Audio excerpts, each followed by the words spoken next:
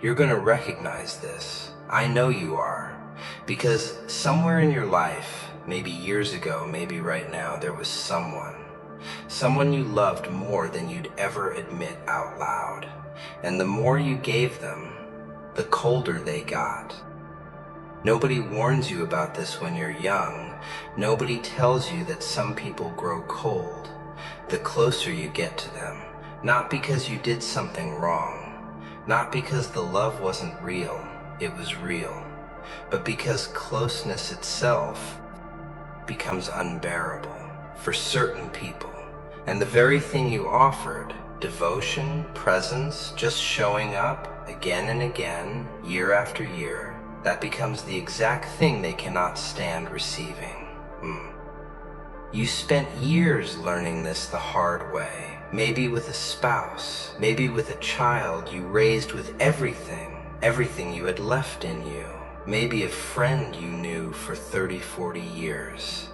And the more you loved them, the further away they drifted, and you believed, for a long time, you really believed this was about you, that if you'd loved a little differently, given a little less, asked for a little more, maybe, things would have turned out warmer. But that's not the truth. That was never the truth. Some people experienced love early in life as something dangerous, something with conditions hiding underneath it. Disappointment wearing the mask of affection. And when that happens to someone young enough, before they even have words for what's happening to them, the mind does something strange, something almost clever in a cruel way. It builds a defense. It learns somewhere underneath conscious thought that closeness comes right before pain. So when somebody finally offers them real love, steady, no conditions, nothing owed, the exact thing they wanted their whole life, their body doesn't feel safety. It feels a threat. Funny, isn't it? The people most starved for love are sometimes the most terrified of it arriving. You gave more. They pulled back. You gave more still. The distance, it grew. And somewhere in there, without ever saying it out loud, you started shrinking, asking for less, needing less, becoming smaller and smaller, just to keep them from leaving completely. That wasn't weakness. That was never weakness. That was you trying to keep something alive that was already dying from the inside, long before you ever arrived.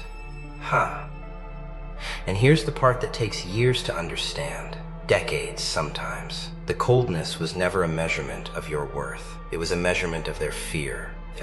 Their fear of losing something they never believed they deserved to keep in the first place. Think about that. Sit with it for a second.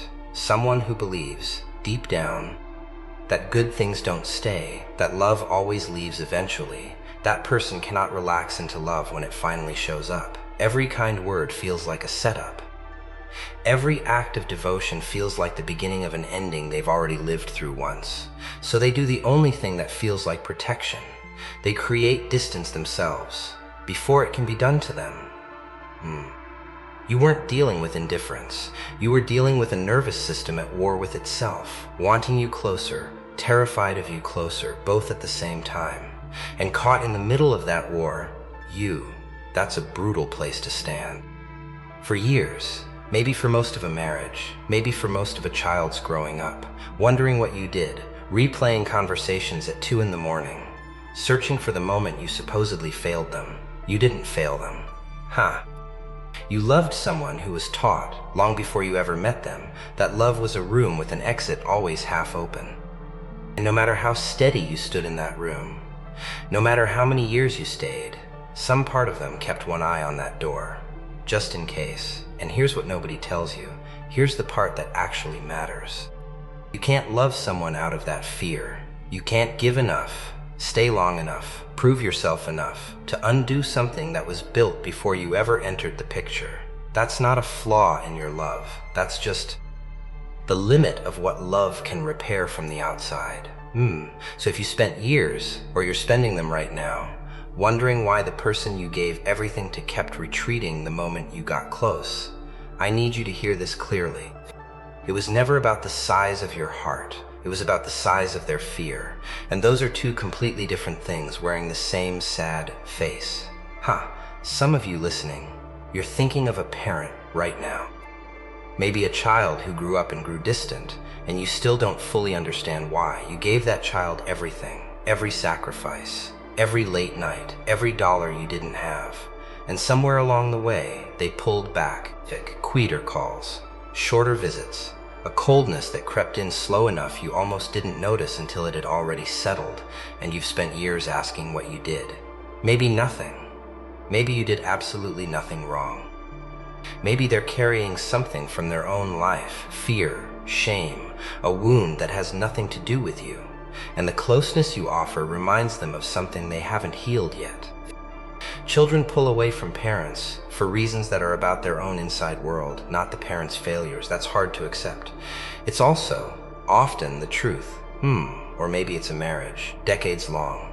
And somewhere in the middle of it, the warmth started leaving the room before you did. And you kept loving, kept trying, kept showing up for someone who flinched every time you got close enough to really see them. That kind of loneliness, inside a marriage, inside a family, surrounded by people, is one of the heaviest kinds there is, because nobody else sees it. From the outside, everything looks intact. From the inside, you're reaching for someone who keeps stepping just out of reach. And here is the thing age teaches you. If you let it, you stop needing to understand every cold retreat as a personal verdict. You start understanding it as information about the other person's history, not a referendum on your worth. That shift, that's not bitterness, that's wisdom, hard won, earned through years most people never talk about out loud. You are allowed to grieve this, whatever version of it touched your life, a spouse, a child, a friend who grew cold the closer you stood. You are allowed to grieve the warmth you kept offering into a space that kept closing. That grief is real. It deserves to be felt, not explained away, but you are also allowed something else.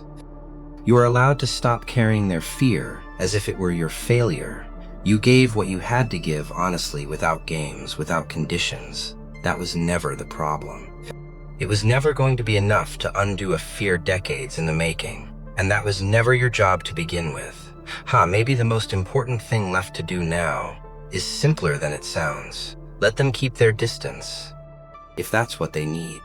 But stop shrinking yourself trying to close a gap that was never about your size to begin with. You loved well, even when it wasn't received the way you hoped. Even when it bounced off something guarded and came back to you unanswered. That still counts. That still counts more than you've let yourself believe.